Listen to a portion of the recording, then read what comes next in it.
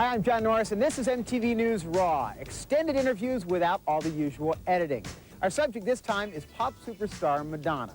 You know, Madonna once said she and MTV grew up together, and any trip through our tape library proves it. Everybody, come on, dance and sing. Everybody, get up and do your thing. We're here outside the old club Danceteria, which doesn't look much like a disco these days, but in any case, it's where Madonna first made her mark as a club performer. MTV News recently uncovered 2 early interviews with Madonna from May of 1984, just as she was hitting big with her first top 10 hit, Borderline. Mark Goodman here this afternoon for JJ. I lucked out.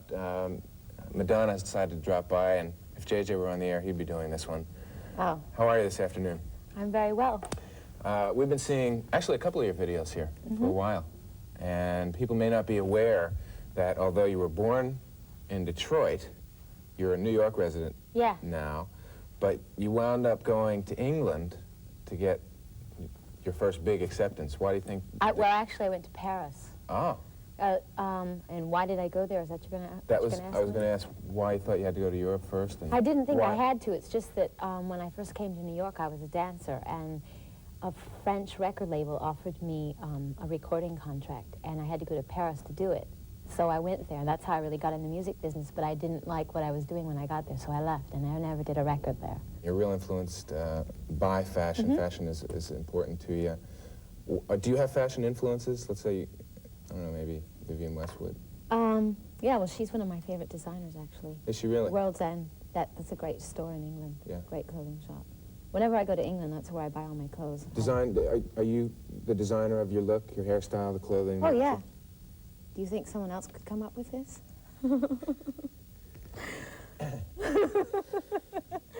It's all right, you don't have to answer. Before we go here, you have this leather jacket that, can we get a shot of, if she holds up the jacket, can we get a shot? And I kind of like it. It's got a lot of graffiti on there, and I wanted to just sort of give America a look at this. Now, of course, I know Andy Warhol. The front's better, the front's better. Okay. Turn around.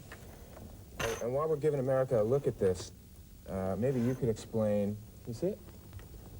What does boy toy mean to you? Well, it's my tag name. It's what I write up on walls. What does it mean? What do you think it means? Oh, you're good at that. Just turning those questions right around. Who could design the thing?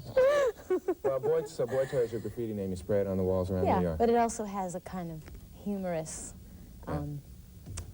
meaning to it. Okay. If you know what I mean. I know exactly what you mean. Borderline, feels like I'm going to lose my mind. You're a relatively new face on MTV to us. Yes. 2 videos now under your belt, and I must say that they're doing quite well. Yeah, Borderline's doing really well. A surprise at all to you? Well, I knew the second video would do really well. I know it's really good. So I had faith in it already, but I'm glad that it is doing as well as it's doing. Well, it was sort of surprising, and I'm glad it was a good surprise. What are the next video plans for you then? Well, Do you have I'm any at this working point? on an album right now with Nile Rodgers, and I hope to release the first single from it the first week of June. And I'll do a video to that, yeah. How long have you been working on the album? For the last almost 2 months. It's almost finished. Wow.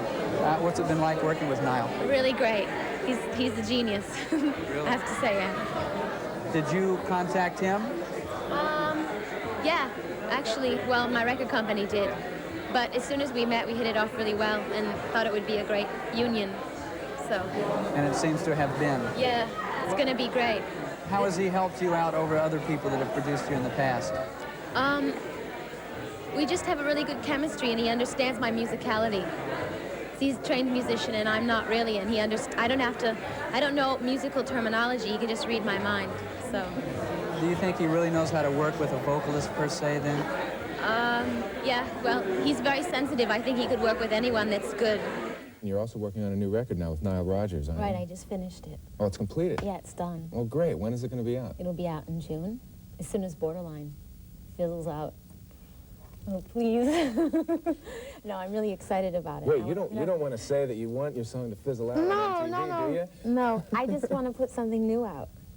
Okay. You can't do that till the other stuff is interesting anymore. In the summer of 1984, while riding high on the charts with Lucky Star, Madonna's own star was rapidly on the rise. MTV News caught up with her here at the New York Hilton on a new music seminar panel with the likes of George Clinton, John Oates, Africa Bambaataa, Fred Schneider of the B-52s, Lou Reed, Peter Wolf, and the godfather of soul himself, James Brown. Well, it was a real thrill to be sitting with some artists who I really respect and admire. James Brown, George Clinton, so on and so forth. And in addition to that, I felt like I had something to share with a lot of other people who are aspiring recording artists if they had any questions about what they could look forward to or any advice I could give them, before, on getting a record contract. So I think I had a valid contribution to make. Videos might have a limited audience in one sense, but on the other hand, you could be reaching a lot of people that would never be able to come and see you live. So I think that they're definitely an advantage. I think And kids only, I'm sorry, but kids today worship the television.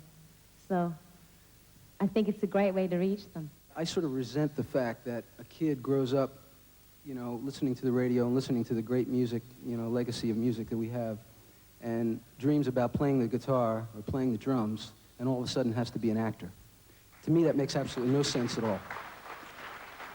If someone wants to be, that's great. But as far as I'm concerned, I always wanted to be a musician. And, to me, that's still my purpose.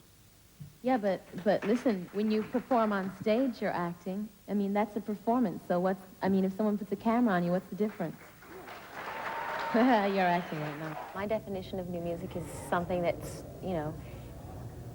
fresh and reflecting of, the times, the politics, the fashion, the energy, something new, something that's applicable to what's happening in the world today. How do you think your music fits into new music?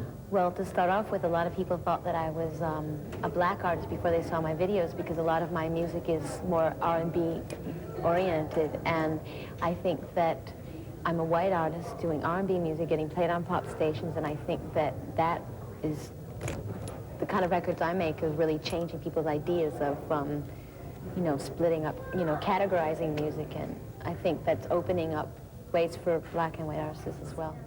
So.